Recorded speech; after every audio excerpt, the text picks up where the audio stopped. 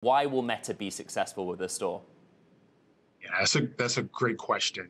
The thing that we are focused on is creating experiences.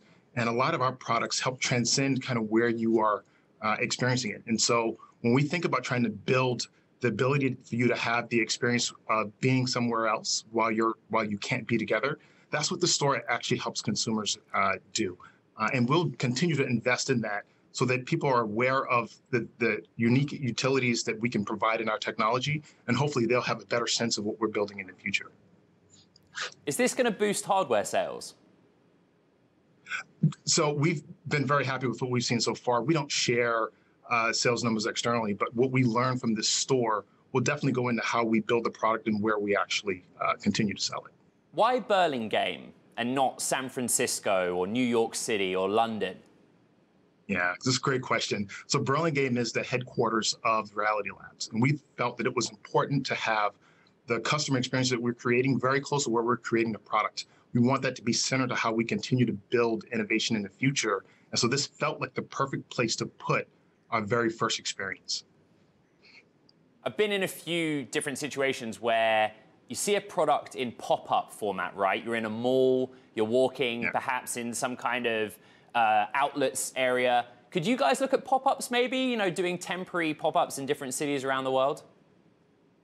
Well, I think what we will learn from this experience is where we should be and the kind of experiences we should create.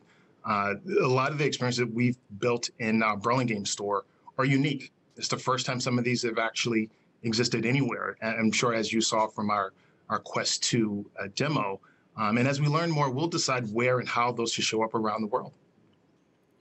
Is this a luxury experience? Do you want it to be a luxury experience? We actually want it to be an approachable experience. We want people to feel comfortable asking questions. We built it so that people can pick up the products, they can test it out. And we have these great associates so you can ask questions. And it can be so much more than what people read about. And it's one of those things where you have to experience, and that's what the store is built around.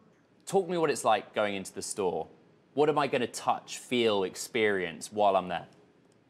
Yeah, so there's a couple things.